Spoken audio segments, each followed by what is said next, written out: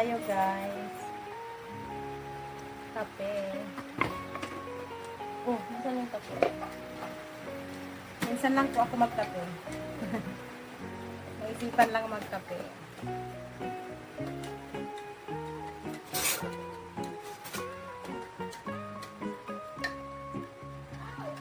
Tanghali na po.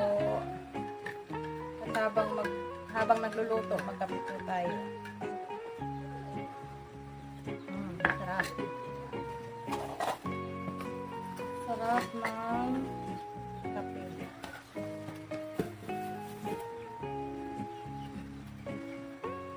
Luluto po ako guys ng gulay na malunggay.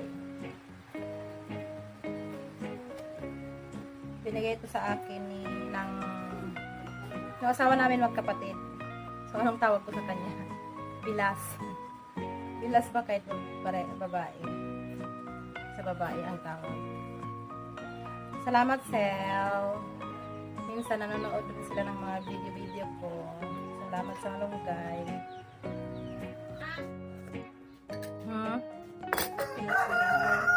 Hindi, nasaan ba yun? Sa likod. Pagkain na naman siguro ang mga manok niya. Kay Pogi. Hello.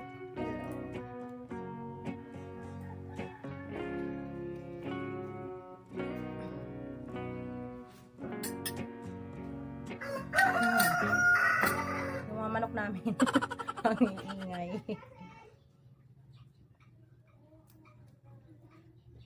After lunch, guys, plano ko samahan yung mga dalaga ko. Pagpatrim ng kanilang buhok dyan sa salon. Malapit lang po. Ilang hakbang lang. Mula dito sa bahay namin. Dati ako lang po ang nag-trim ng kanilang mga buhok. Kaso yung gunting namin medyo mapurol na. Tsaka mga kapal na yung buhok, nahirapan na po ako magupit. Kaya doon na lang sila sa salon. Samahan ko sila. Lalo yung pamangkin ko guys, nako ang kapal ng buhok. Mahirap talaga gupitan. Kaya doon na lang tayo sa expert. Doon na lang tayo sa expert magpagupit. Yung panganay ko 14 years old na, isang beses lang siya nagupitan ng ibang tao. Ako talaga nagugupit sa kanila. Pati nung lahat sila. Liban dun sa pamangkin ko kasi minsan pag nauwi dun sa kinukuha ng nanay niya, pinapagupitan sa salon. Pero pag nandito siya sa akin, ako lang nagugupit ng mga buhok nila. Magsa-summer na kasi, ang haba na ng buhok. Sabi ko magpa-trim muna sila ng buhok. Kaso ayaw nila magpagupit. Pero yung pamangkin ko gusto niya. Kasi nahihirapan din siya sa buhok niya na sobrang kapal. Kulot pa. Gustong gusto niya magpa-trim.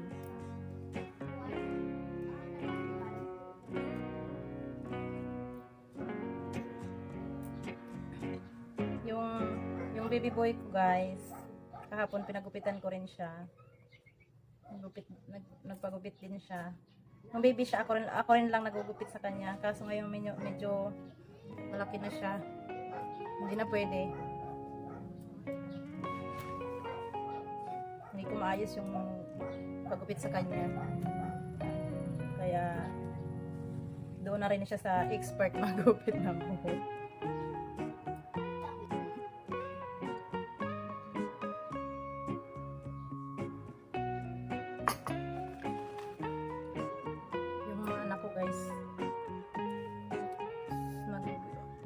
Sinasagutan nila yung mga module nila kasi Sunday ngayon, bukas Monday magbabasa po kami ng module nila, yung mga hindi pa tapos.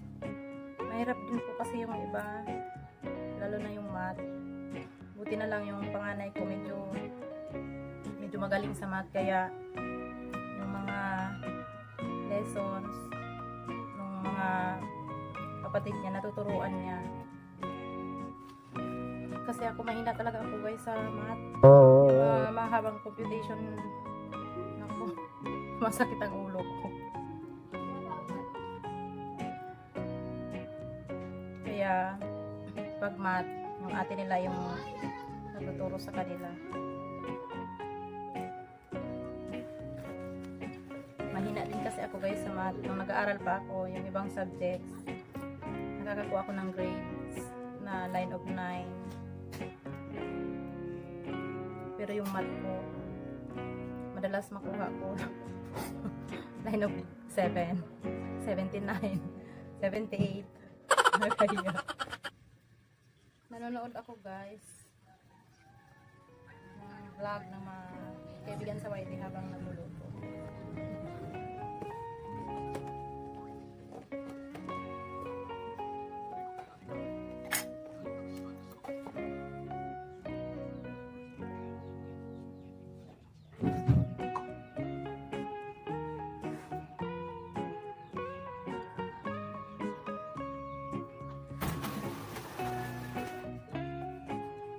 Bigat.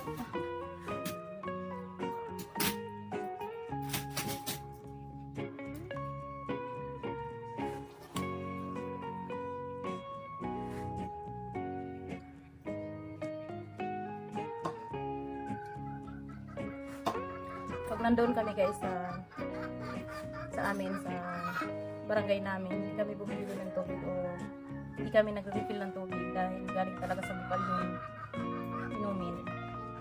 Kaya malinis po talaga siya. Pag nandito po kami sa bayan, paparefil po kami ng tubig. Kasi hindi po safe yung tubig. Sobrang init kaya kailangan natin ng tubig sa katawan. Hindi ko na kayo sinama guys sa lutuan ko. Mausok po kasi ang ginagamit ko lang ngayon na pangluto ay kahoy. Relate ako dun sa vlog ni Mama Vic nung hi Mama Vic vlog. Yung pag nasa probinsya tayo, nasa probinsya tayo, ulit-ulit. May mga makukuha tayong mga pangailangan natin sa araw-araw na hindi natin kailangan bilhin, katulad ng panggatong, yan na kahoy. Kasi ako dati gumagamit rin ako ng gas, uling, saka ngayon gumagamit ako ng kahoy. Minsan pag walang kahoy, uling, kukuha po kami sa bundok ng panggatong na kahoy. Medyo mausok kaya hindi ko na po kayo dinala. Hindi ko na po kayo dinala. Ayan guys, ang aking mga anak. Ganyan sila gumawa ng module dito sa bahay. Nasa higaan. Ayan.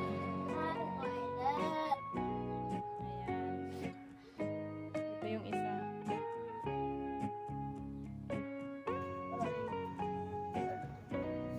Umorder kasi ako guys ng mesa para sa pag-study nila. Para hindi sila nandyan sa sa sahig nakasalampak.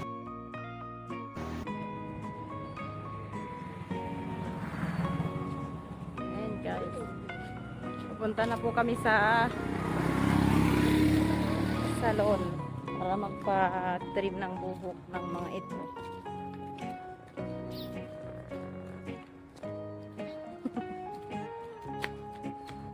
Yung bahay namin,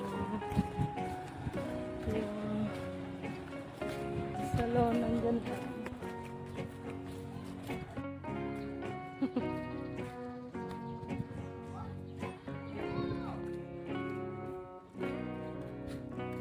Ang daming pila guys sa salon, kaya bukas na lang siguro. Maraming customer ang salon.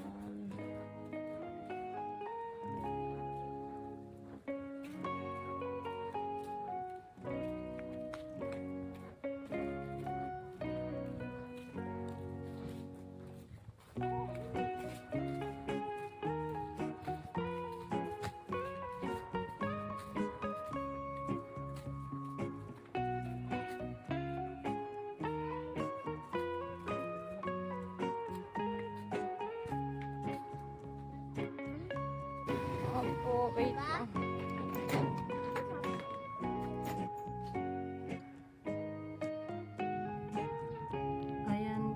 maraming tao sa salon kaya hindi natuloy yung trim ng mga buhok ng ng mga girls.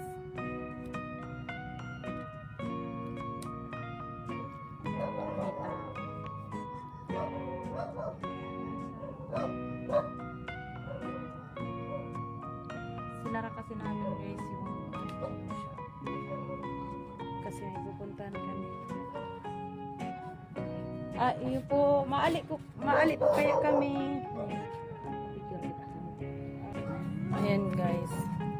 Pag tuwing aalis kami ng shop. Para dyan may tumatawag.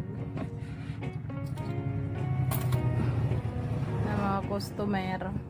Paalis po kami guys. Mapunta kami sa parong. Sa Swimming po.